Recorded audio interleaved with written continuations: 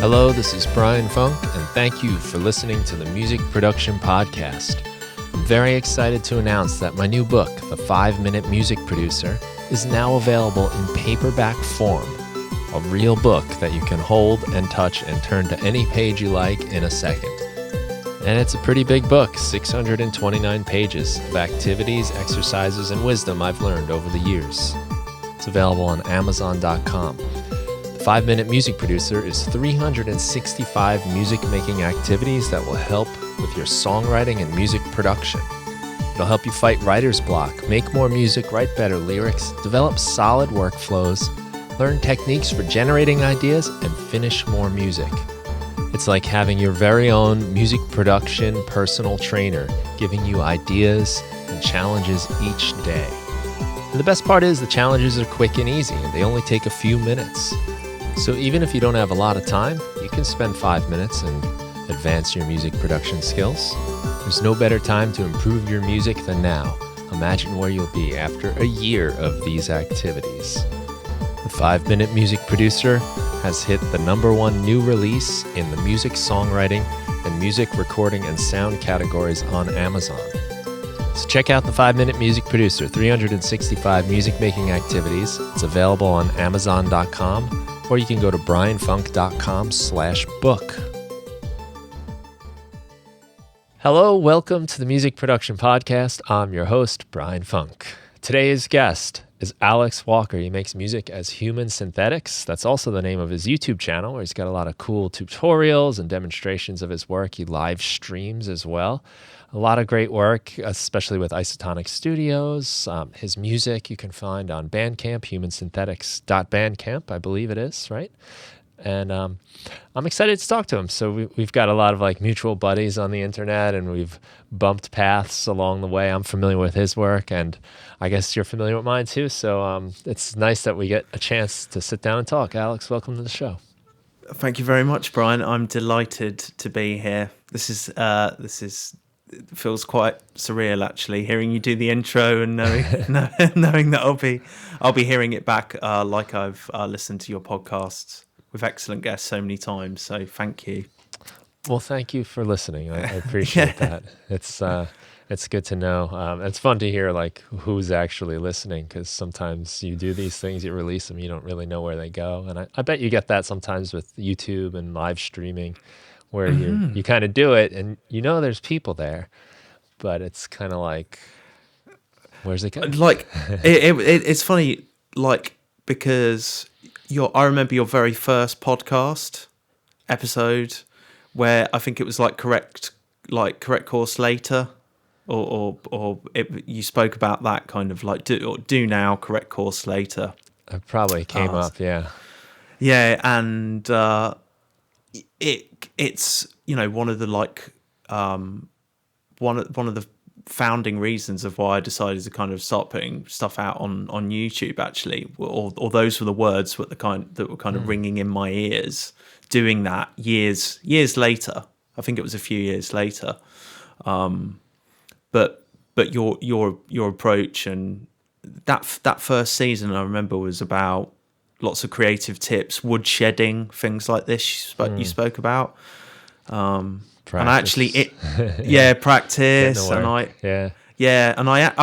think you won't remember, but I emailed you because my daughter had just been born, and I used to listen to it, taking her out on walks. And I emailed you to say, I'm really loving the podcast, I listen to it when I'm out walking with my daughter, and you replied to say, "Okay, that rings a bell." Yeah, so that sticks out, because, like I said, you don't hear a lot back from people, and that's an image. And I wonder if you get this too with your own music and stuff. You kind of wonder, what are people doing when they put it on? Where are they? Where is this getting played? Yeah, anywhere. Yeah. I mean, I think a lot. I hope sometimes my music gets played in nightclubs. Really, that's kind of a lot of what's in my mind when I'm making it. But I think also it tends to all be written for a similar kind of point in the day. The music is written for, I don't know, a very late nights, early mornings type setup. So I do think that, yeah, I think I love the thought of people playing it in that context. Right. But I suspect it might just be in the car or on the commute or something like that. So yeah. That thought actually helped me a lot with my own music making, because I kind of wonder, like once in a while someone will tell you, like I was listening to a podcast while I was walking with my daughter, or I put it on at this time, and you just start imagining like, wow, what are people doing? And then I kind of reversed it and said, well, maybe I should be making music for certain situations, because that's kind of how I choose music myself. Maybe it's like, late at night and I'm winding down, or it's late at night and I'm just getting going, and it's a totally different musical choice, driving in the car or, having dinner or something. There's just so many scenarios that once I started to flip that and said, well, maybe instead of like just wondering where my music is supposed to be listened to, let's maybe like kind of target it a little bit. Help me, narrow down that process when you go to make music. Just what is it going to be for? Yeah, I think, and it's very easy perhaps sometimes with with club music, which is kind of predominantly what I like writing, or what I think I like writing. I mean, a lot of the time it ends up sounding like Tangerine Dream or something like that. But or like that. yeah, I mean, music you'd listen to in the car. Yeah. I think there's something like, it's that kind of like transcendental state of doing some kind of focused activity, and but yeah, it's like, it's kind of these kind of creative levers you can use to your advantage, or like ambient music. Like I remember you did your ambient one, you recorded in one kind of take, or that was The Journey Inward. It was a product of a few nights of January in a row a couple of years back, but they were all like kind of like just like basically fiddling on an OP1 for 5 minutes at a time, and 4 tracks of that layered together, and ambient music. yeah, and that that's very much a place defined type thing, isn't it? A place type style of music. Like, be it like, I wonder what I'd write for a dinner party, to be honest. I don't know if I could. My goal for that, how I'd respond. I was thinking literally falling asleep, meditating, or like yoga. Those were like the points of that. So yeah, it definitely like directed the musical choices. And I'm sure like a dinner party, whatever you might decide, it's gotta probably have like a certain amount of energy, but it can't be crazy energy, We're also sitting down, having a meal, probably talking. So maybe fewer lyrics, or at least like a more subdued type of thing. I guess depending on who you're having dinner parties with, but there's all. I mean, because I kind of I don't I would, sometimes you're in a restaurant and the music can be too loud or whatever, and it can be quite off-putting, particularly if you're trying to have a conversation, but then it does stimulate conversation if you're with other people. Yeah. I don't know, I feel like it'd want to be a band or something like that, something maybe acoustic, that was was up tempo. Interesting. Maybe I don't know if I could do it at my own on a laptop though. Maybe. Hey, you never know. Maybe. Yeah. Depends on the crowd, But it does. I guess I never really thought about it in a way. There are certain genres of music that are really specific to almost like one environment, like a dance music, like club music, bass music is kind of like really meant to be in those situations. And other genres, maybe rock, can have a wider range. I don't know if maybe that's just me being less knowledgeable about that kind of music, but there's. I think you're totally right. Yeah, like it's interesting. Like I my day job, I work for in fundraising for a contemporary music ensemble, And the pinnacle experience for anyone who's into that kind of music is the live concert experience. And recordings are kind of seen as a pale imitation of that experience. And yet for something like club music, be it whatever kind of micro genre of club music you're into, where it's a sound system physicality type thing, there's then the record is the kind of peak experience, a well produced record that's been made for that kind of setting is what matters. It's like it's probably quite an interesting area to explore, and people do with sound art installations and kind of sound art pieces where it's as much about going and seeing a piece and kind of experiencing it in a room. I feel there's probably there's this interesting crossover area between things like club music and that kind of sound art experience. But then that's very similar to kind of the concert hall experience as well, where you're seeing world-class musicians create something really profoundly beautiful. But yeah, everything, every kind of, it's about the end experience, isn't it, really? I feel like I've gone off on a tangent with that answer, but I don't even know if I answered anything, to be honest. Well, it's an interesting thought just to pursue and think about, and how it affects the kind of music you make. I think sometimes if I'm sitting at the desk and I'm just it's late at night and I'm maybe just playing away on some sounds, it tends to get mellow and low key, just because that's where I am when I'm doing it. So sometimes I have to mix that up, and this desk will go to standing height, which is really fun. Nice. So you can move around. Yeah. Or if I'm playing with my band, we're a 3-piece rock band, we're kind of excited to get together and we're playing loud instruments generally. So there's a higher energy. And actually, even depending on the day, we often rehearse Thursdays in the evening after we've all had work. But once in a while, we'll get in a Saturday, and our energy is so much different. You're not tired from the week and you're fresh. And those tend to be where, things get a little wilder musically. Yeah. You've got the so much that this is that because I love to make music in the morning for that reason, because I find my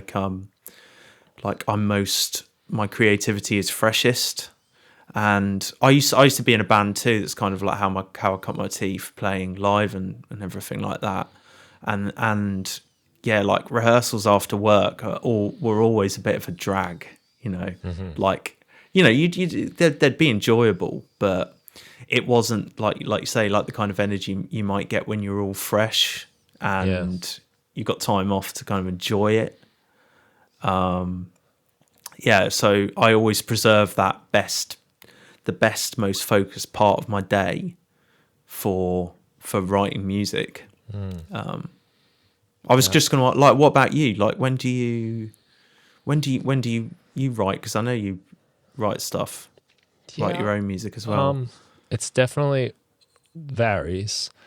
I do like the mornings a lot. I probably don't do it as much in the morning, but I've over the years become accustomed to waking up very early, and with my job, I'm on, teaching a class by 10 after 7, and in the morning, and it's not just I have to be on, but I'm also riling up a bunch of teenagers that would probably sleep till 1 in the afternoon. Just their age. That's how I think most of us were. Our bodies, we need to rest. So there's a lot of effort that goes into that. And then on other days, I have 2 dogs, and when it's 6:30, they're it's time to eat. They're all right. You start hearing the little feet on the floor, and they're ready to go. So I enjoy that time of the day. I'm more clear-headed, I think. But at the same time, I also like the late night thing because I think I'm a little more adventurous, maybe.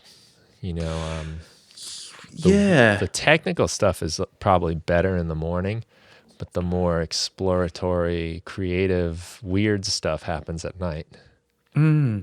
I find like I get a bit I don't know, like maybe it's that in reverse, but like almost like the dream state, because like it's often I have to make it the very first thing I do. I literally wake up and do it, wake up and sit at my desk, or I have done a lot of that.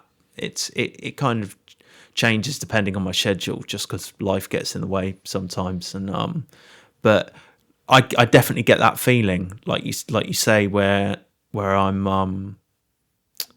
I find sometimes like at the end of the day, my lizard brain, my doubt is too much. I second guess myself too much. I'm too conscious of things going on. Yeah. Do you know what I mean? But like I definitely get that feeling of like of taking risks and being less precious about things in that when I first wake up.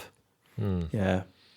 I've read articles, or I'm not even sure where I've read this, but I've read it somewhere. So take that for whatever it means. Yeah. Uncited reference here, but Yeah. that when you do first wake up, your kind of like dream mind is still going a bit. That crazy mind that just allows all the chaos of a dream to seem totally normal. And the logical thinking brain is still kind of groggy, so that your kind of creativity is still sort of on the loose and unbounded in the morning. I think that might happen again at night as you get tired, or when you know maybe you're just looser or something. But I think there's something to that those early morning thoughts are kind of unique in that way. Yeah, like when you kind of, it's almost like, having your best ideas in the shower sometimes. Yeah. Maybe that's not the right thing, but like because you can have a shower at any time of the day, obviously. But But I have mine often first thing in the morning, and yeah. a lot of times that's when I'm like, oh yeah, that's Yeah. That's when things click, isn't it? But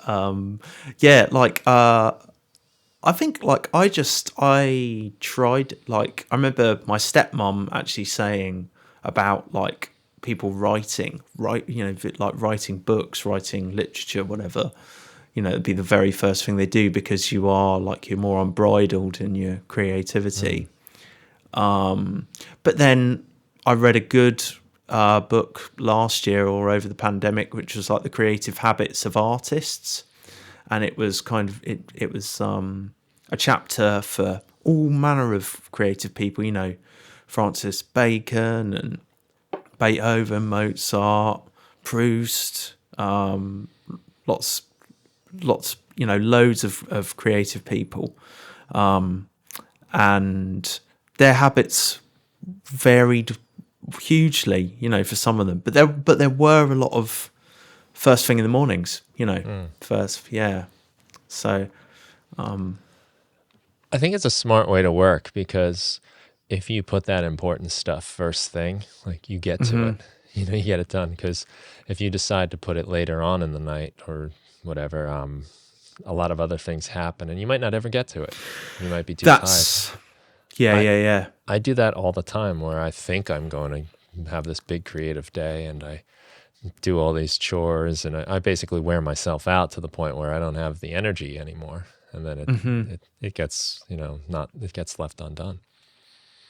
That's the other thing about like putting it first, is that these like even if you did 5 minutes a day, and that's like I downloaded your 5-minute music producer, or because I think that's the kind of great a great way to see the habit of kind of daily music practice, and even if you did 5 minutes a day at the first thing of the day before you started your day job, or before your kids woke up, or whatever your situation is, it adds up over time, and across a year it adds up to hours, and it can. I think it's like that consistency. It's little and often, and if you do it first, it's guaranteed to happen every day. And then after a couple of weeks, you're so used to doing it, it's just automatic. And it's what I say to a lot. Like I teach private students music production, and I always try and instill some sort of daily practice, a little and often, because often they'll be writing erratically, or they'll have marathon sessions and they may not. They'll dip in and out of it, and I always try and instill, do it first, make it a short thing, a bit like playing a musical instrument. I did that very thing when I started playing guitar. I made it a point. I just have to play it every day. Yeah. I just want to make sure I pick this thing up every day, even if it's just 5 minutes, if that's all I have. I wanted to streak, really. Like that was the motivation. I want to be able to say that I could do this every day. But I didn't realize it at the time. And it's one of the things that really taught me a lot about the importance of discipline and showing up and consistency. Was by doing that every day, it put the guitar in my hand every day, and it made me think about it. It made me just go through the motions, and that's so effective. And I think it's so much more valuable to do just 5 minutes a day than, say, a 35-minute or an hour session once a week. Yes, absolutely. And it's like I'm a guitar player as well, and so I've always kind of felt an affinity to your stuff because of that, and for exactly the same reasons as just what you said. Like I remember thinking, or it being quite clear, that like if I want to get good at this, which I did, or it wasn't necessarily wanting to get good, it was I just wanted to learn everything about it. Then the only way to do that was to do it every day. And I think there's like that can sometimes be overlooked with music production, and perhaps it's because you're not really playing it like an instrument. There's the idea of making something, whereas with guitar, when you just pick it up to play it, you're just playing it, you're not making anything necessarily. I think you've spoken about that before. I'm sure I've heard you talk about that concept, of or how you were enjoying just noodling on a guitar and not necessarily trying to make anything, have an end result. But that's I think the same habit can be particularly if you're wanting to make pieces of music, make electronic music. Then having a daily habit, treating it almost like an instrument, where you just play it, and you do it not necessarily without making anything. You just throw stuff in and mess about, have fun, with no like end result of having to write a banger or anything like this, which is like what I know how a lot of people think about it. Then you'll just make. I think that's the way to approach it, really. Yeah. It's a little less of a daunting thing too, where you just kind of, all right, maybe I don't feel like I have enough time to make a song today, but I could probably like take a drum loop and reverse it and time stretch and try to make something weird out of it, and just amuse myself for a few minutes here, and then go on with my day. And maybe that just becomes nothing. Maybe that sits on your hard drive, and one day you pull it out and use it for something else, or maybe it's just you just got better at it. You figured out like the key command of how to reverse an audio file, and you're just a little quicker now. Yeah. And I think exactly the same. Like even if it's like, because like I play a bit of piano as well. I think you do too as well, don't you? Do you play piano? No. I use piano. I use the keyboard, the instruments. I don't play them though. Like you told me to like sit there and make something nice on a piano, like I'll sound like a real. I know some shapes, but I don't have the muscle memory or any of the skill at all. Yeah, yeah, and that's like that. All that takes. It's the same thing, isn't it? It's a practice thing. Yeah. It takes, but like, I think what was my point? I was perhaps going to say that, like, yeah. So like learning the keyboard shortcuts and learning to move your way around a laptop quickly or a computer or however you're doing it. You know, to me, it feels like the same experience, really. You know. Like and that's like treating Ableton as an instrument, you know, using your key, you know, almost so these things become muscle memory and you get really quick at it, like when you see Mr. Bill work on it or something like that. It's just there's no thought, there's no looking, there's no right click, it's just a single touch. That's definitely something that it's worth spending time learning, is your keyboard shortcuts. Oh yeah, I mean he's a great example. He's Yeah. fast. You know, you just hear some clackling of the keys and boom. You know, so Yeah. it's just getting more familiar with the route, the path to do things. Yes. And that's valuable because I'm sure, you know, you probably know this feeling where you have that idea and you're excited, and then like you go to your computer to do it or wherever.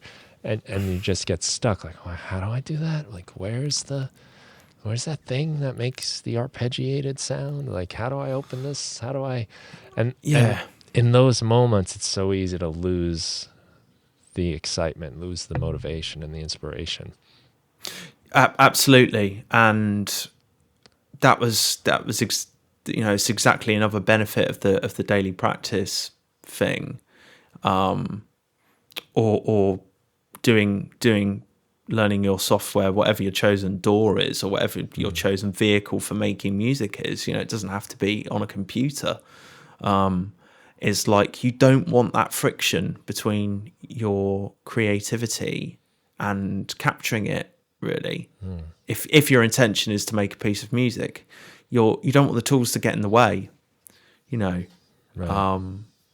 And that was kind of another thing for really wanting to understand Ableton, is like, you want the least path of resistance between your head and getting it onto, you know. And I don't even necessarily like to think of it as head, because I'm not necessarily thinking of what I'm doing. I'm just doing, if without sounding too zen, but it definitely is like, Yeah. I want to just do, and I don't want things to stop, you know, getting in the flow state, I guess you'd say. And again, I'm sure I know you've spoken about that before. I think maybe in that first series. On guitar, right? Like, I can just I know where the notes are. You know, I'm not thinking like, okay, what's the scale here so much? And I'm on the third degree of this scale. It's just kind of like, they're just sort of second nature.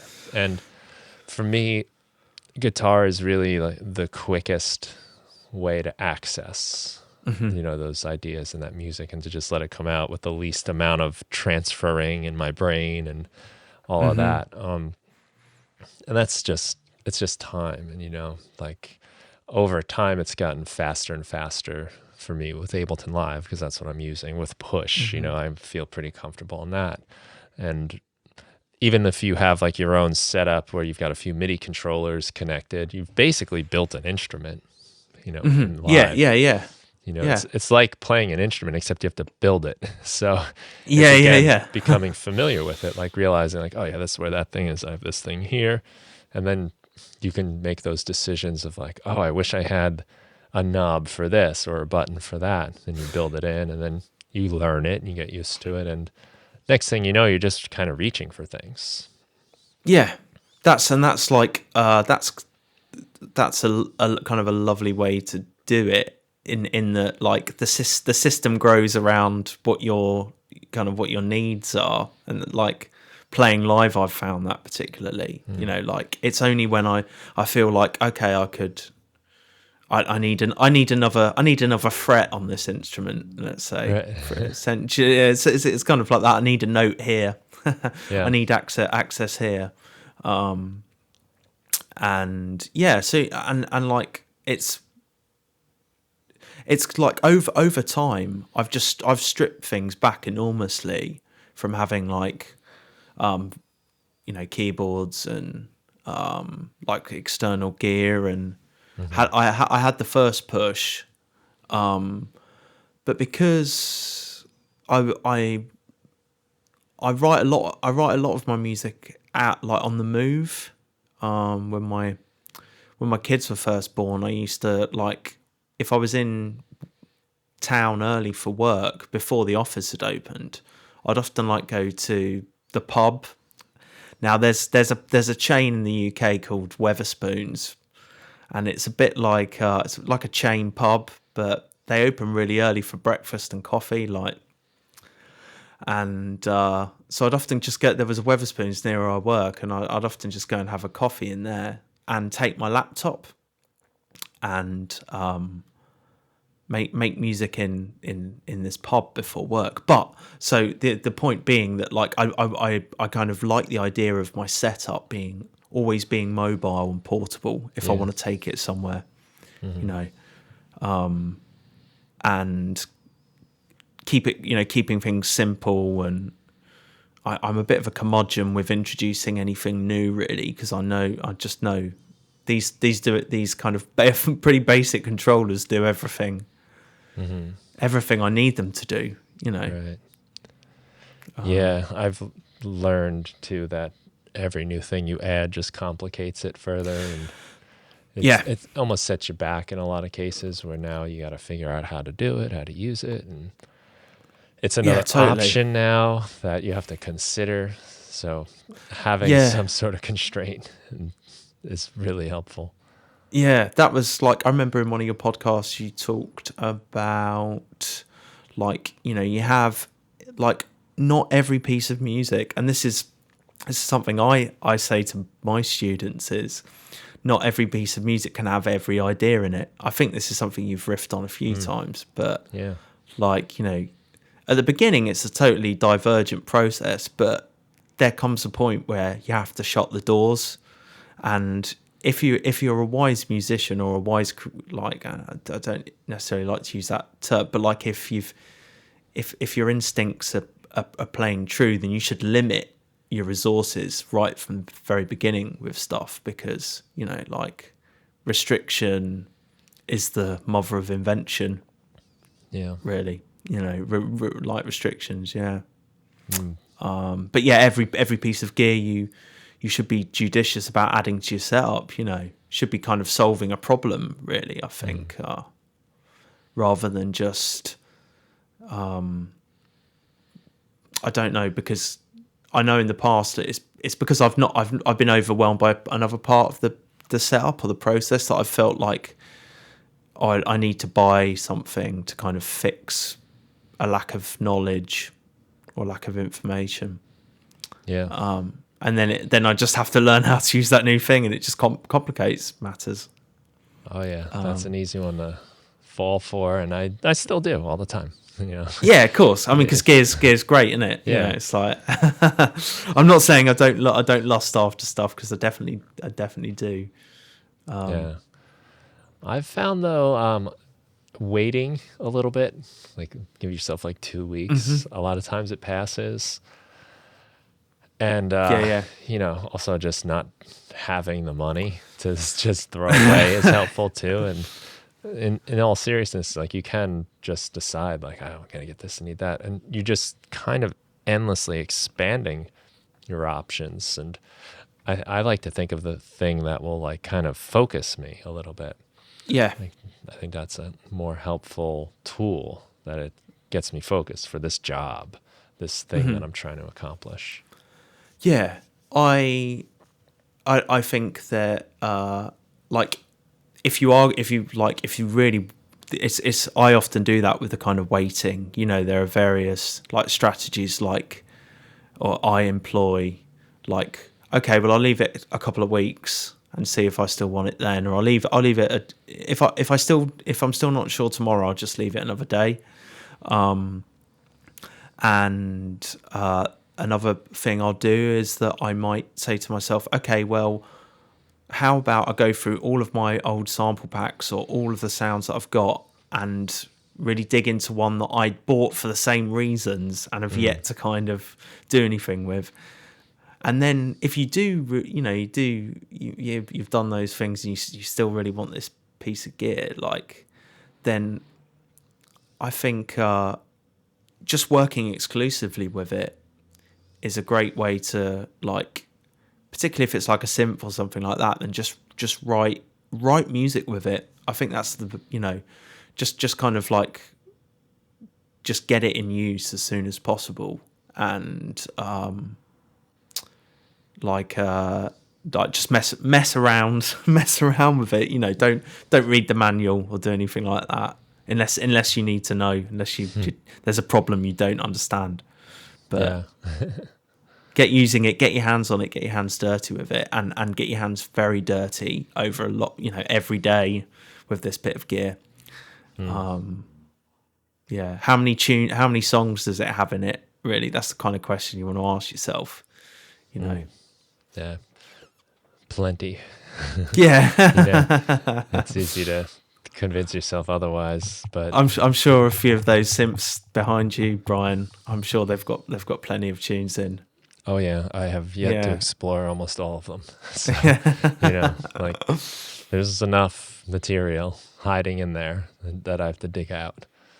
Yeah. So much potential. Sorry. You do like a lot of live streaming. And one thing that you kind of mentioned is like you like to include the whole creative process, like even when it goes bad. That would be the kind of stuff that if you weren't live streaming, I guess you'd probably edit out. If you were making just like a YouTube video, say, or an Instagram reel, you show the highlights and like, look at what I did. It was great. Like, another magical night of music making, folks.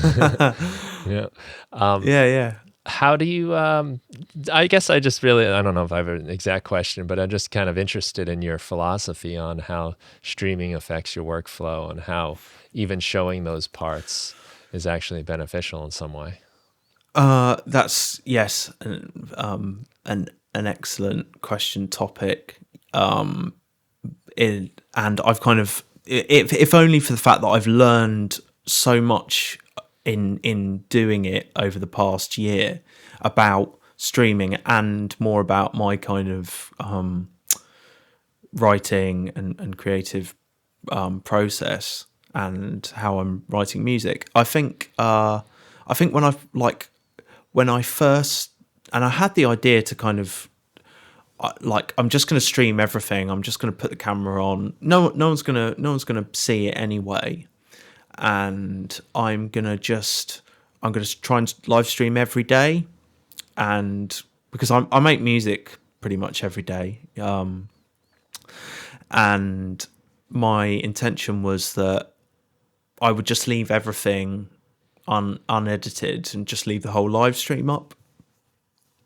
Because I wanted to show people that I guess it was more as like the idea of it being a comfort if you're just starting out making music, or even if you're wherever you are on the path, that I'm not scared about showing people everything.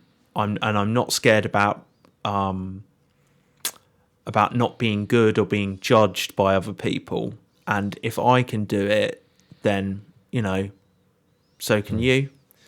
Like you can, if I can do it and not care on a live stream, you can definitely do it and not care off of a live stream. So it was more the kind of to like lead by example of like I do this every day and I think this is really good. It's been really beneficial for me, like for countless reasons in my life, like across my life. See it as like a therapeutic or meditative practice that I do every day, and that I'm imperfect. I'm just another electronic music producer out there doing it, and I'm enjoying it, and I'm going to show you everything, because if you see everything, then when it goes bad for you, you won't feel so bad about it. That was kind of my thinking, and there's so much there's so much like you only ever see or so often you just see the tip of the iceberg, don't you? You see like the countless years of don't see the countless years of practice and the hours that go into making a finished piece of music or a finished product of any type. And I just kind of wanted to document every day of doing it, and particularly when it goes bad, because it goes bad so often. Most of the time it does, And then also in turn to kind of share some of my strategies for when it goes bad, what I do, or when I'm stuck, or how I kind of proceed through the muddy waters of making music and so yeah, like but just to carry on, is that like I've learned, like now, because people do show up for live streams, like I definitely get more self-conscious than I did back in the beginning to make something good. Which was never my intention, and so I constantly have to fight that urge, or it's not even an urge, but like the feeling that I'm not very good when it does start going badly, and I get the fear, and I don't know what to do, and I feel like I'll just end this here, and I won't put it up. So that's kind of changed the way I do things. And also when I sit down to live stream, there is more pressure now because people do watch them. But when I started, I thought no one will watch them. And if anything, it will make me more confident in front of a camera. And that'll be a good thing, because if I want to make more edited video stuff, I will have learned how to do that just by doing it, So yeah, so I've learned a lot about my creative process, and I hope that in showing people that it's ups and downs, and a lot of the time it's downs, and you have to keep going. That's normal. And that's kind of my approach. That's my philosophy behind it. It's a funny paradox, though, that as you've gone on and now people are watching because you're showing this honest approach, now there's that pressure of like, well, I better be worth watching. And like I've been doing this streaming for a year now, and I'm sure people expect me to be able to make something good and impress them in whatever amount of time I have here. But it's actually the thing that probably the people were drawn to, is that like, let's see him get out of this bind today. Which kind of like is slightly bewildering anyway, that but that's kind of what I really believe too. It's almost like animal instinct that you're and of course when I find it's easier if the more I stream, the less anxious I am. If I have a kind of a break for life, and or if I'm kind of developing an idea for some stuff that I want to try, or if I think it's just going to be really boring for people, but then again, that said, I kind of streamed me just exporting WAVs of tunes for a pre-master. For like a release coming up this year.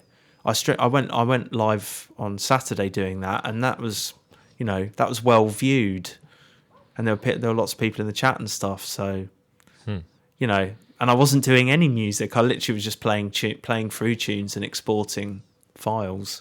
Right. So perhaps it's just as much about hanging out and being part of a community and stuff that people dig, and. That's a part of the process you don't see a lot of, actually. Now that you mention it, like just exporting your file. Because it is like, I guess, I was going to say it's like one of the least glamorous parts, but in a way it's kind of triumphant too when you finally make that selection and you're like, all right, export. Here we go. But I'm sure people have a lot of questions about that process too, because, well, how much do I select in the timeline, or what dither should I use, or how many bits should the depth be? Like, all these questions probably come up as well. Yes, absolutely. And there isn't, and that was, it's another intention of doing it, is that I show these kind of boring parts, but then because I had questions about that, and and I had, you take it for granted the knowledge you accrue, but if people are working with labels, or want to work with labels, or want to get their stuff professionally mastered, or want someone else to master it, they need to know these things, and there's lots of stuff about the beginning of the process, but less about the really hard bits in the middle, and the reasonably boring bits at the end. So like exporting files, and also I've listened to this tune 1,000 times and I'm not sure what to do with it now. Like there's lots of stuff about make this sound, get this approach, or like useful bits of information you can use early on in the process, but like less about actually when you're working through those bits, and when you're exporting, like you say, when you're exporting files, what bit depth to do it. Do you put diver on if you're sending off a master, which is, I don't put diver on, no diver for that, and you work at the same bit depth and everything as your session, highest quality you can, for anyone listening that needs tips on that. Well, yeah, I mean, those are little moments where just those little pieces of information can be dropped. Like, I'm not going to convert this down to 16-bit or anything because I'm trying to do this, I'm trying to do that.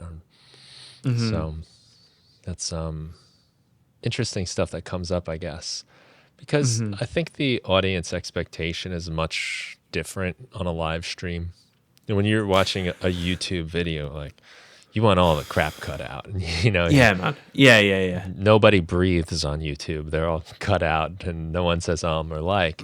It's the stuff I want to see generally is, I want all that stuff cut out. I'll get to the point. Let's get to the point. But in a stream, it's a little more of like a hangout, and like maybe even the attention of the viewer is somewhat divided, I think, where they're kind of with you, but they're not always watching everything you do. Yes. Kind of, I know that's how I am when I'm watching live streams. I'm kind of like there, and then maybe I'm doing something else, and I'm kind of like coming back and forth to it. So there's a different, I guess, type of style of video and type of working that you can show. Yeah, I think it's like it's an interesting emerging format, isn't it? I say emerging; it's been around for a long time. It's it's more in the gaming world. Yeah, and that's where I kind of steal a lot of my ideas, because my girlfriends are really into watching gaming streams and stuff like that, and I've been watching a lot of them recently, and I kind of feel like there could be more music production streams. I'm sure there are. I mean, I kind of like so inward focused that I probably don't look around enough, but I feel like it's still a bit of an emerging thing, probably because there is that creativity, and it's very exposing if you don't know if you're uncomfortable, it's exposing anyway, and I still feel exposed, and I still feel just as nervous as when I first released my very first song or played my music to anyone. I still feel that feeling. It's just, how to deal with it. But yeah, no, like live stream is very much a different vibe, if you like, it's you can just, I find them much easier to do than videos, obviously, because I'm just like, the after editing is non-existent, which is nice.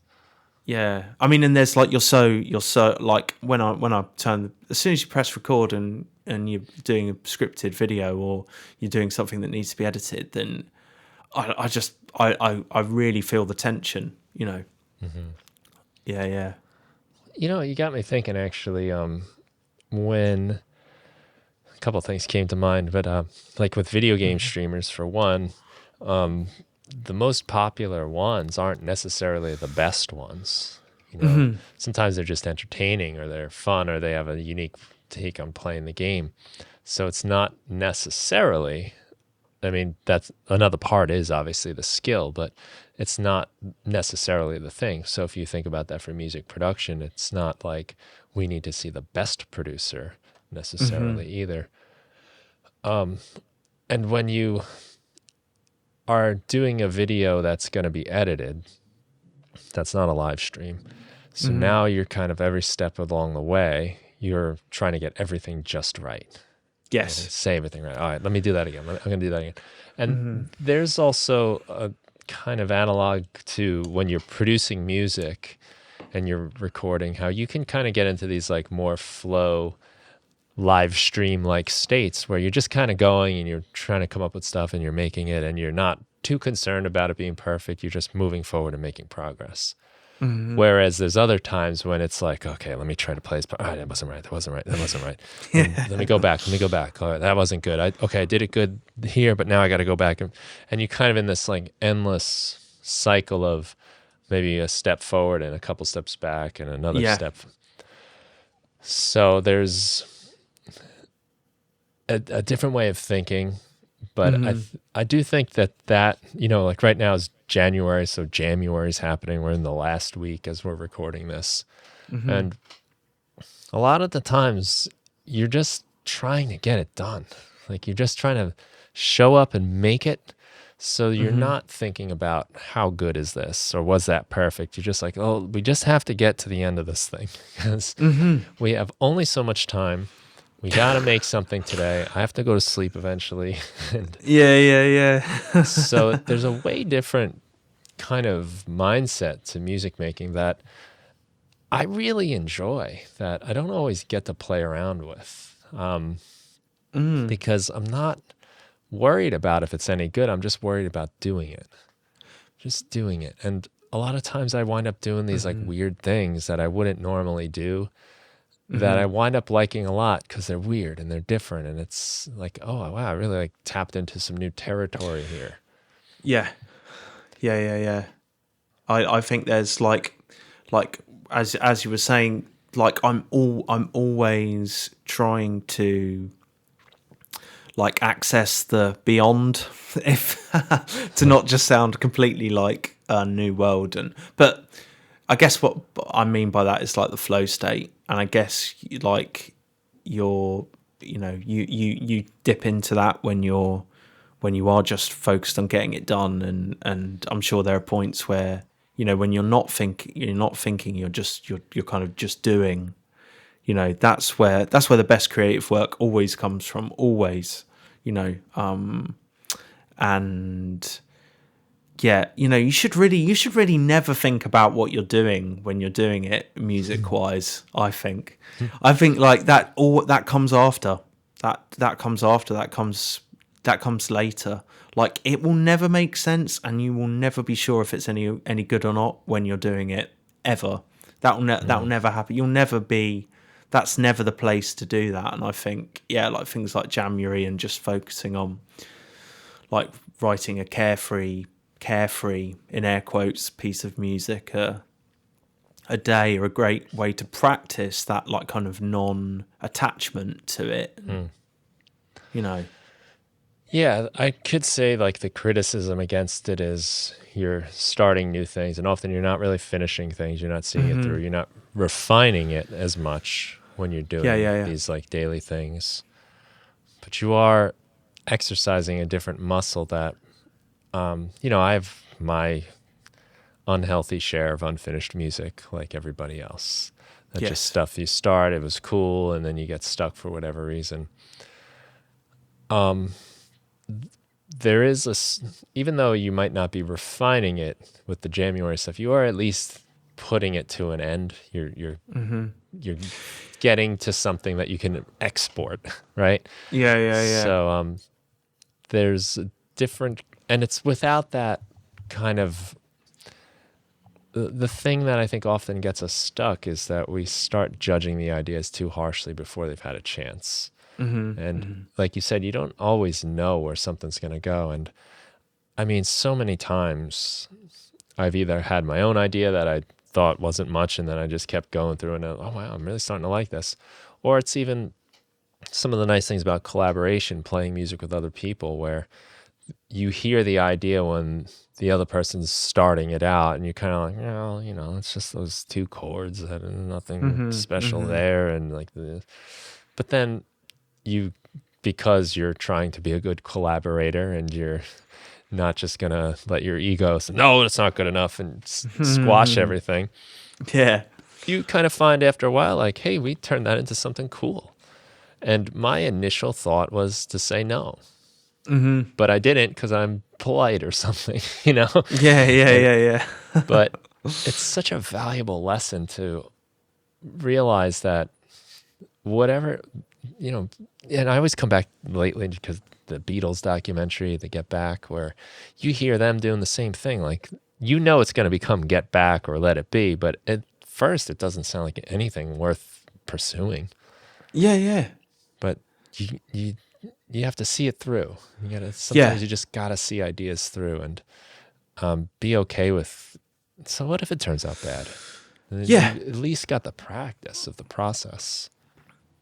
Yeah, I mean, this makes me think of another of your early podcasts where you were taught, like, give yourself permission to make rubbish, give yourself permission to make crap. I think were the words you I think used. it might have been make bad music. Make bad music. It's like one of the first episodes.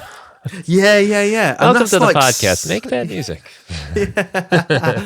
I think they were quite short back then. They were only like 10 minutes or so, weren't they, or something? Sometimes maybe they're a bit longer, but those solo ones tend to vary.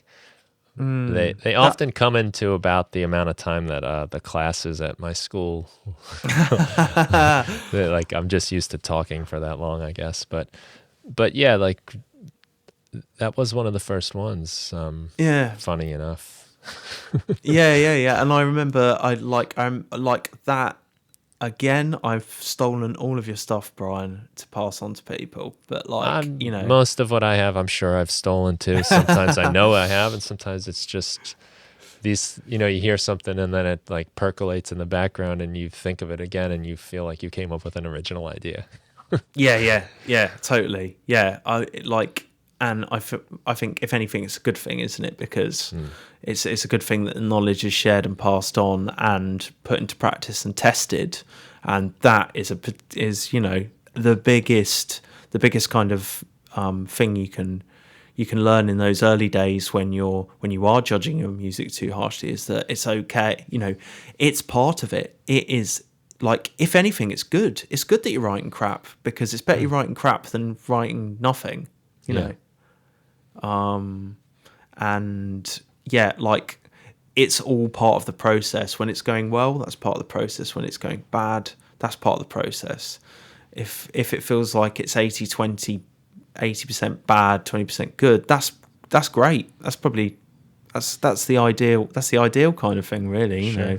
It's really not too bad. Yeah. Especially, I mean, like you said, if you do it every day, and you come out of a month or whatever, let's make it easy, 28 days, and you have 4 decent pieces of music. That's not bad. I mean, that's an EP in a month. That's an album in 3 months. That's multiple albums a year. I mean, those are good odds. Yeah. And that sounds like, that sounds easy, doesn't it? I mean, like, it sounds easy. It sounds easy that you could accrue that much music by just doing it every day, and I think it's almost like as your practice the more practice you accrue, the harsher you get about what you take forward. But then I think maybe there's something to be said about, like, you don't always give ideas the time to develop sometimes when you're like that, if you're too harsh to judge them too quickly. Yeah, there's no such thing as a bad idea, just an idea you don't know what to do with yet. And that I stole from Mike Monday, so I like that. just to give him credit where it's due. Yeah. But yeah, I've come across his stuff, and that's a good one. I haven't heard him say that, but that's because that's often the case. I mean, again, like playing in bands, like somebody might start playing something, and I don't know what to do with it, so I think it's a bad idea. And then next thing you know, well, look at this. And then something happens. I have an idea for this now. Yeah. Or you're in the shower and something, and you're like, oh, I know what to do with that idea now. It's a good practice. Last night I was doing a jam, and I had already given myself permission to miss the day.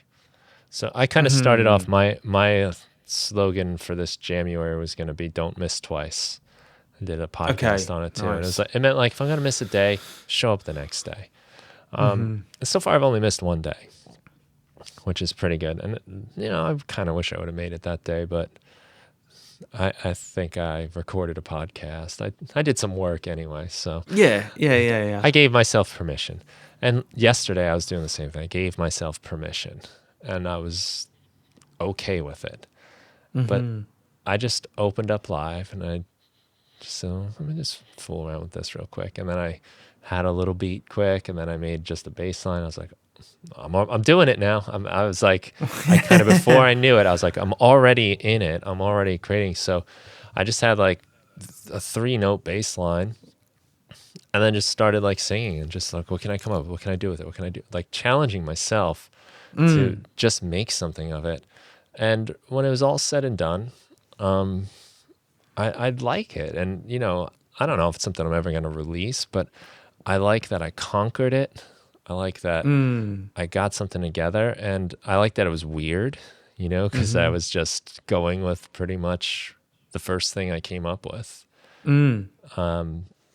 It got weird and strange, and it's just such a better feeling than I didn't do it. And, I think it just sets you up too for the next time really well.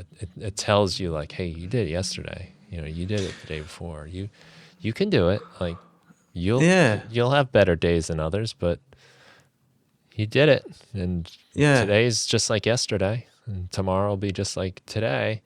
But you're always going in one direction. You're either going towards what you're trying to do, or you're going away from it. You don't stand still. So if I can just make something today, I'm getting there. I'm going forward. I'm becoming the thing I want to become. I'm like voting for this. I'm putting a coin in the piggy bank, like however you want to think of it. Yeah. Otherwise, I think you're taking the coin out, or you're stepping back. Because if I miss today, then tomorrow's like a little harder. Oh yeah, like momentum. Yeah. Yeah. If you lose that, it's easier to sustain. Like it's easier to kind of sustain the very small steps than to get back to that after you've lost it. It's easier to just do it every day. This is kind of like what I think, because I know that like the kind of all the. I think it's important to intentionally take breaks and stuff, which I try to, but I'm not very good at, because I kind of get itchy trigger finger. If I do, I just want to get back at it, But like it's easier to keep going. It's easier to maintain the momentum than it is to get it get it rolling again once it's stopped. Especially if you tell yourself like, I do this every day. Yeah. That's it. I do. So there's no like, am I going to do it today? Am I going to show up? Am I going to make it? I don't know. Like it's been a long day. I'm a little tired. Like you don't go through that. No. When you're the kind of person that does it every day, it's like your identity. That's the moment of truth, right? When you're saying like, should I do it? I don't know. I'm a little tired. Yeah. Maybe I could. It's like no question, man. No question. If you can just eliminate that, like like brushing your teeth or something, like I'm going to brush my teeth today. Like, yeah, of course. Even if I fall asleep on the couch and I really don't feel like dragging myself up, like I'm just going to do it. I'm just going to do it. And so it's not like the question of, should I brush my teeth today? Like, I don't know. Like, maybe I could just miss a day, like whatever. I'm not, the dentist would know. So that's a big, to just take that moment of truth away.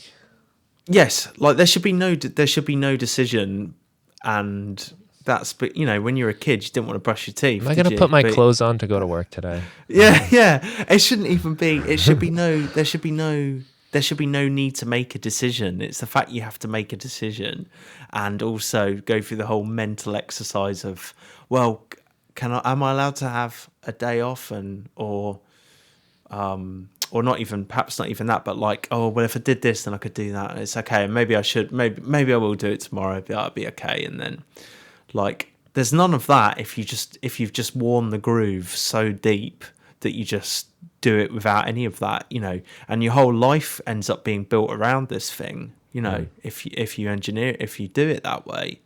I think all, like, I think all of it comes from a bulletproof daily practice of like whatever you're doing in life, really, creatively. Just make it so well worn that your life and everything else has just kind of become about this thing. Or, I've got 2 young children. I take them to school. I have to be a dad and stuff. I have a day job, and yet I still kind of, music is the first thing I do, as much as possible. Because it's just always has been since I first started playing guitar and stuff, so well, and again, if you go back to that like bare minimum 5-minute thing, if it's exercise, like, maybe I can't get in my workout at the gym or my hour of cardio, whatever it is you try to do every day. I'll do 10 push-ups. I'll do some stretching. I'll do something so it's not a zero. It's not a loss.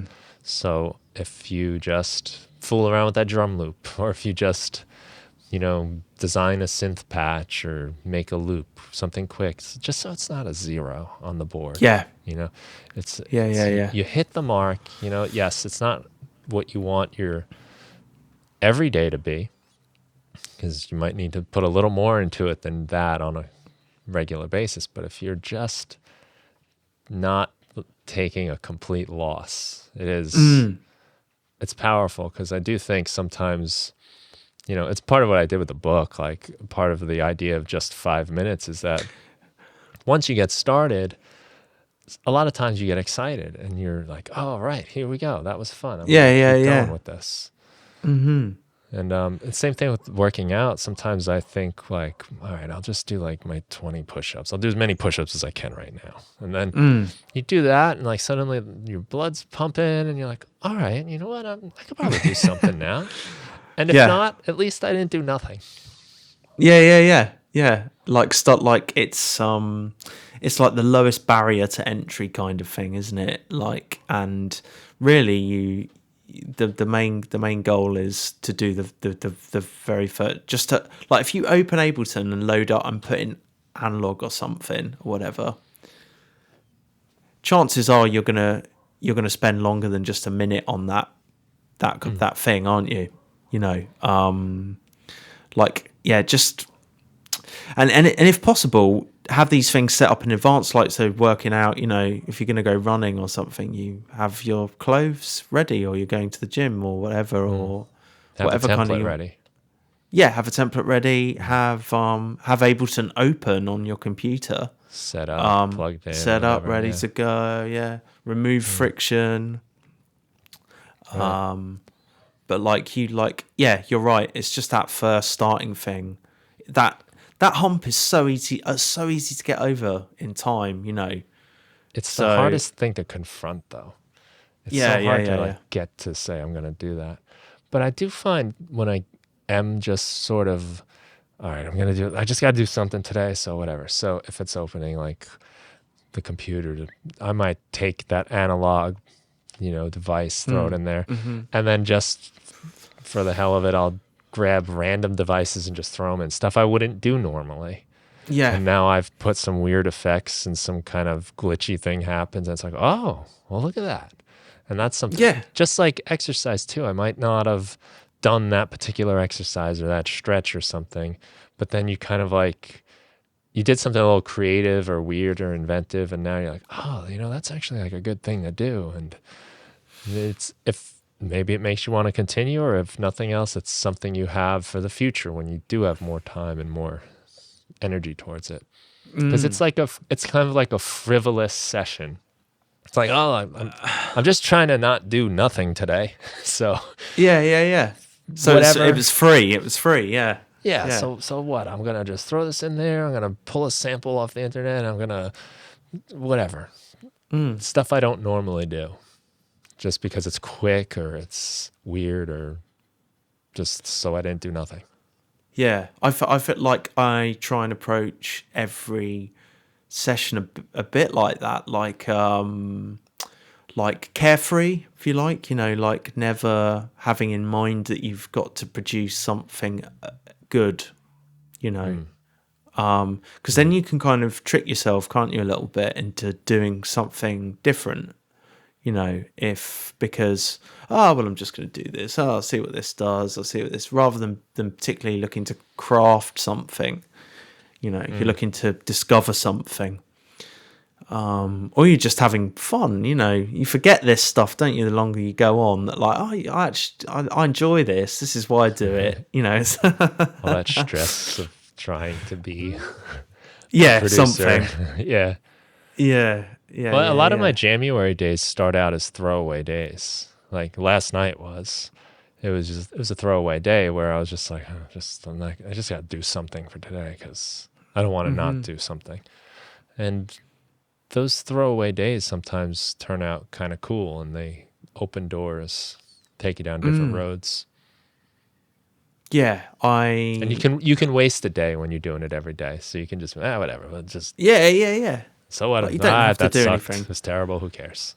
Yeah. Tomorrow. It's like, there's like, and if you kind of cultivate that no pressure, it's fun, and just do it every day.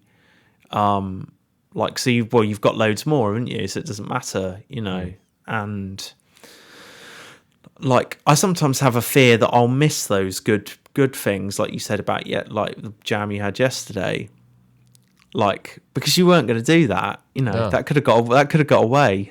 That idea. I'd way rather, whether I do anything with it or not, I'd rather it come to an existence than just not. And that's, I mean, it's probably 90% of the days. Like, these things just wouldn't have happened. If I was living my normal life, doing my normal things, most of these things wouldn't have happened. And it goes on into like finish February, doesn't it? Is that what happens with these? Yeah, that's what I try to do. Sometimes I do, sometimes I don't. Yeah. That's good. The good thing about January is that you get a daily measuring post. Every day you either succeeded or didn't. Finish February, where the idea is like just now finish something that you've started in January. You don't really know if you did that until it's March 1st. Yeah. And there's just that one thing. And I think that's like for any habit, really, you need these like kind of like very frequent measuring posts where, like if I'm going to get in shape by the summer, like, that gives me a lot of time to procrastinate. Yes. But if my goal is like, I want to get to the gym 4 times a week, if it's Tuesday and I haven't gone yet, like, you better go because you're running out of time. So there's even a week sometimes I think is almost too long. But like that's the nice thing about the January thing. It's like you just get it every day, and every day you get to start over. You get to come back fresh.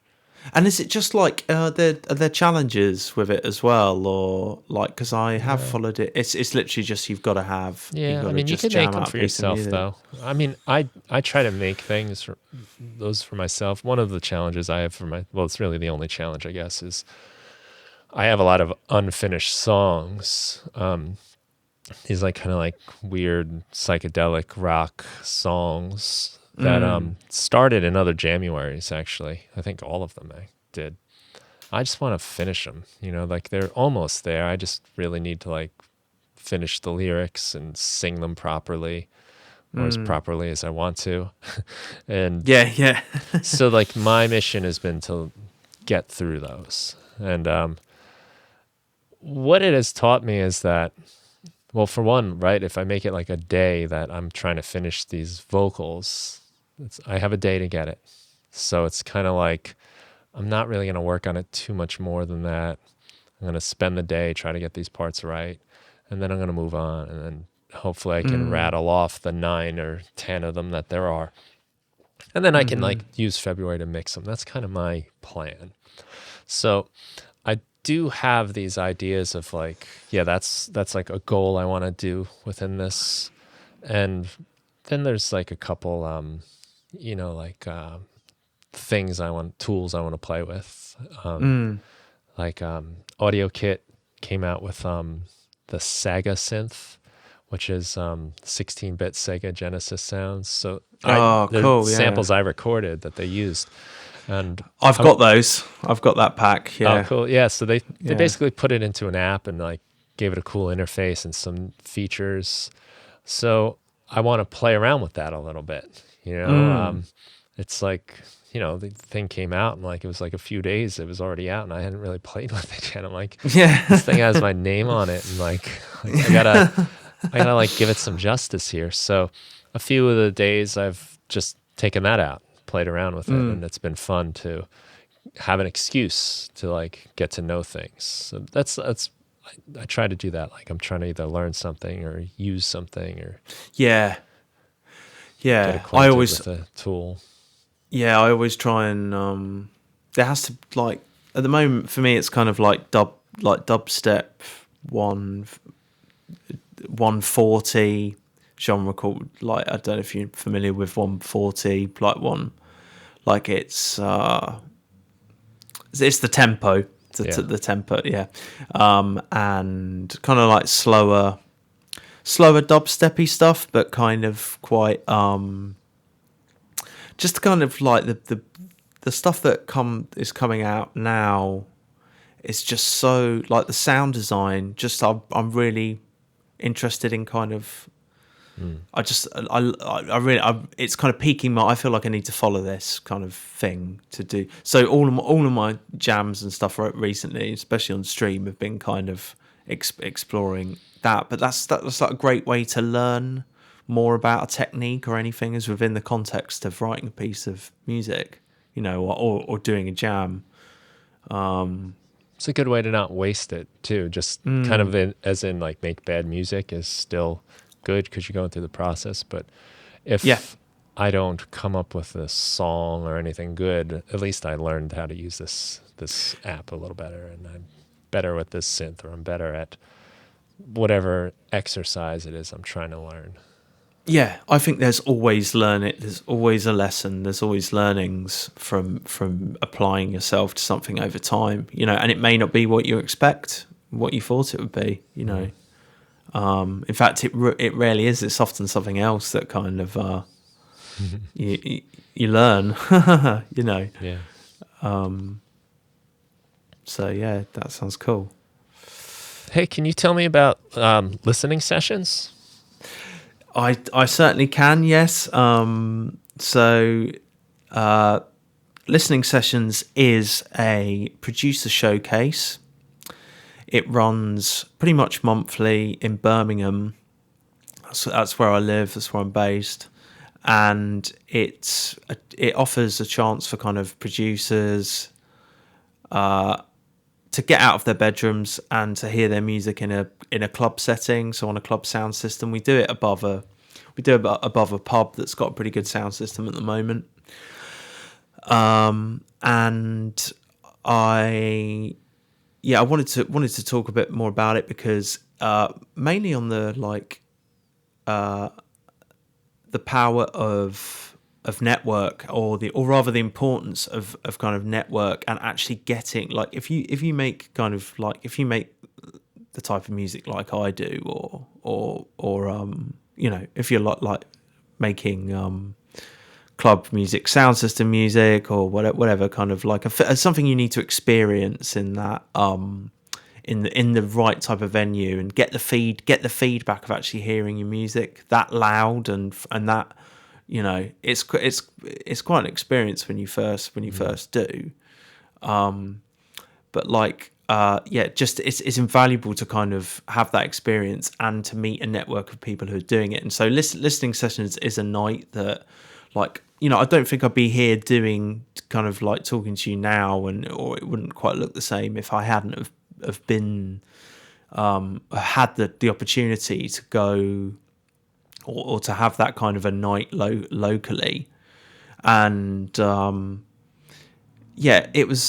it's if you make music on a laptop or whatever, it can be very often that you never hear it, or you never share it with anyone, or if you do, it's on the internet, and you don't often like, you might down the line get to hear it out in a club, or you might have friends who are DJs that can play it. But like, I think it's invaluable to have a real life in-person network of people. And yeah, that's kind of what listening sessions provides in Birmingham, and it's got a lot of people around it, and it's had a lot of good music, come out, and a lot of good, success stories as well, from people who've attended it. And it's run by a couple of friends of mine, Tom and Matt, is Goose Sensei, and Elkie are their producer names. But yeah, there's like releases, label releases, vinyl releases, and everything have kind of come about as a result of this network. And I think if you're, all of this is great and everything, but like, if no one ever hears it, although I write music as much just for my pleasure as for anyone else's, but like, still there's like, particularly for your own development as a music maker, like, it's invaluable to have a real life network around you of people. And so listening sessions is something I wanted to mention, because all this, I'm fortunate to have that every month, because it means I've got a real world place where I can actually go and play stuff, and I can have other people hear it, and I can get that effect of, and you'll know this, Brian, when you actually hear your music in front of someone else, or you play it to someone else, it changes completely. It's a completely different experience. So, and it's great having these monthly deadlines of stuff, because it's all every month I'm like, I really should play something there, or I really could, or even now, like, I'm less precious, and I just play like works in progress all the time, things that I wouldn't have dreamed of playing a few years back. But now I'm it's just great feedback hearing it on a club sound system, because it can be quite daunting at first dealing with anything like that, how you actually make music for that kind of thing, and invariably you put too much in your music. But so that listening sessions is kind of a local Birmingham night, and it's got a big audience here in Birmingham. And I think, for anyone out there doing a similar thing wherever you are, try and find something similar in your area.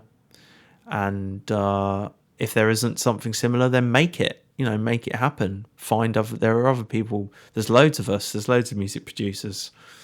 There's loads, wherever you are, there's loads of people doing this thing, and sadly, not enough of us know each other in real life, So so that's what listening sessions is, and I'm really lucky to have it here. Is it a particular night of the week? So it's a Thursday normally, and it's once a month, and it's normally the first Thursday of every month. And sometimes you get bigger crowds than others, and it's mainly producers, but then other people come along. I think it's more that it gives, like, it gives a bit of a base around which you can start to branch out into other things. Like, you know, if you've got like a collective of people who make similar music and like similar types of things, then it's a bit of an incubator for other things, if you know what I mean. Like, it's like, okay, well, we could throw a party, you know, because we've got an audience, you know, got an audience of people. So, you know, that it's a good starting ground for other things. And yeah, but it's Thursday, first Thursday of the month in Birmingham. Look at listening sessions if anyone listens to this from the UK. It's really good. Yeah, it's cool. I asked because I figured it's probably not the main night of Friday or Saturday night, you know, where you do this kind of thing. Yeah. You know, in my days playing in bands, open mic nights were like that, where you get your band together and you'd play a couple songs, you know, and you get all kinds of acts that would play, and the communities build around that. And you get to hear what everyone's up to. But I also have always enjoyed those times when you get together with a friend, you know, and a lot of these times really were like when we had like CDs or tapes, and you'd play like something you're working on or something you just did, and they'd play theirs, and you kind of like talk and listen and share. And it's always a lot of fun to show what you're working on. And I think now it's become more, it's so easy to send the link, post it on social media. You don't necessarily even reach out to an individual person. You're just kind of like, here it is, and that's it. But like you said, to be there, to see the reaction, to get, and then to like see what they're up to. I know, like you mentioned beforehand, you know, you hear people improve, and that inspires you to work harder. And Indeed, yeah. those are feelings I've had, whether it's like sharing demos with friends or playing open mic nights, and like you start to see the acts expand and do different things, and it gets very exciting to be a part of those communities. It's how scenes start, isn't it? You know, Yeah. so, like scenes start in a similar way, and like they often start around schools or whatever, because everyone's together all the time and they're all sharing. It's like a cultural incubator, and I just like it can be easy, particularly like when you're making kind of very like maybe technical music, or you're in a technical setting, to feel like you just need to spend all of your time doing that thing. But actually, the biggest leaps forward for me have come from just meeting other people. Yeah. You know, the power of network in real life and online. You know, Oh, it's so important. You can't underestimate it. And it is great that we can connect online and all of that, but there's something, obviously, I think that in person is just, it's a different level. And even just listening to the music, like you said, where you can hear it as it was intended. We started this conversation talking about how certain music, you know, if you're doing your dubstep exploration right now, right? You want to hear that with like some good subs and some power behind it, you know? So to be with people and you actually feel the music, and it's not maybe like on their phone on an Instagram post or something, you know, it really translates. And then the interaction you can have and the relationships you build, there's just no way to measure the impact that can have. No, it's like because like a lot of people there, you know, are close friends now, and it's great. You know, it's like it's new doors open just from meeting other people. And I guess I could tend to be a bit of a lone wolf and feel like I could do everything on my own. You know, like I don't need anyone else to help me. I can kind of build everything myself. But actually, it's a lot nicer and quicker just by making friends with people and getting your music out. And yeah, like for sound system music, you really need to hear it on a big club system, because it actually feeds back into your music. You know, just hearing it, testing your stuff on different speakers, you're like, oh, okay, I think I know why that's happening. You know, so you go back and you try and fix it, or you try and make another tune and deal with it there, and you go back and you listen to it at listening sessions, and it's like, oh, okay, still, I'm getting closer, but it's still not, and over time you kind of assimilate this feedback into what you're doing. And yeah, all because of just standing in a room listening to it. So yeah, if you can access something like that, if you're in a similar situation, it's profoundly impactful. All those conversations too, like, oh, Alex, man, how did you get those toms to like cut through? Like, what happened here? Like, this sounds so like it jumped out so much more than last week. Like those little bits of information, I'm sure it sounds really fun. Sounds like a great time. Yeah, you'd always be welcome if ever you're over in the UK, Brian. Yeah, you just cool. come along. Yeah, I would love to. That sounds like a great adventure. Yeah. Well, cool, man. We have stayed longer than I think we intended, so maybe we'll wrap it up a bit. I've only just that is crazy, isn't it? Yeah, I think that's a good sign, though.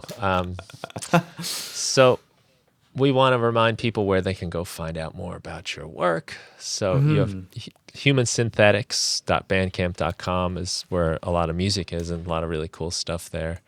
Yeah. The YouTube channel is also called Human Synthetics.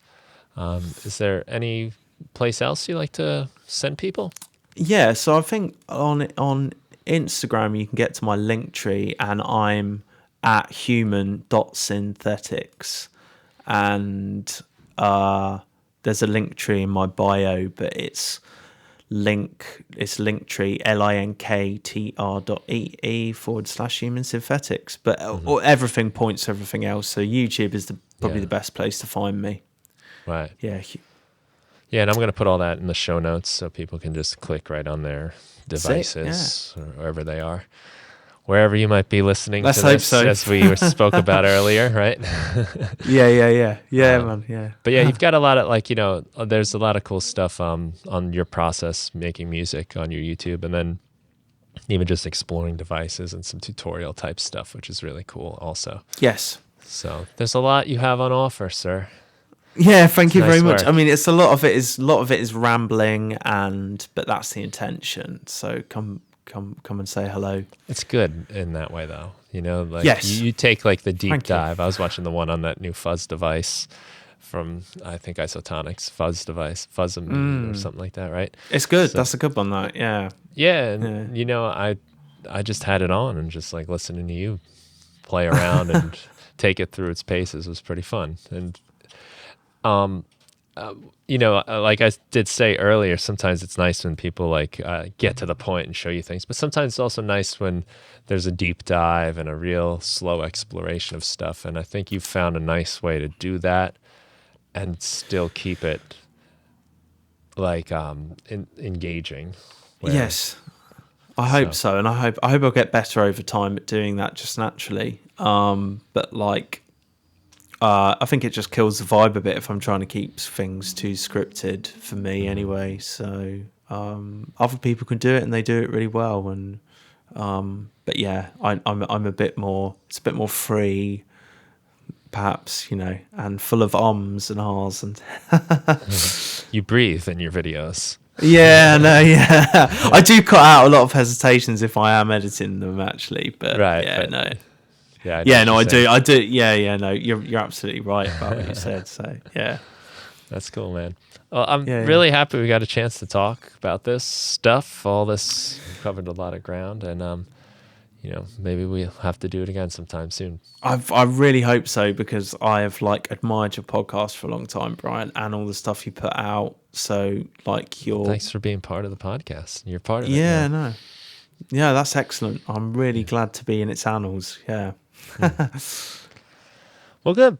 Well, thank you, and we'll say goodbye to everybody else. Thank you for listening, folks. Thank you.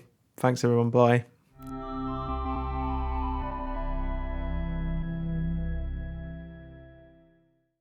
Hey, if you enjoyed the Music Production Podcast, please consider giving it a review on your favorite podcast provider and share it with a friend, somebody that you think might enjoy the show and get something out of it. That would mean a lot to me. And if you want to check out more of my work, including sound packs, tutorials, etc., head over to brianfunk.com. Thanks so much for listening, and have a great day.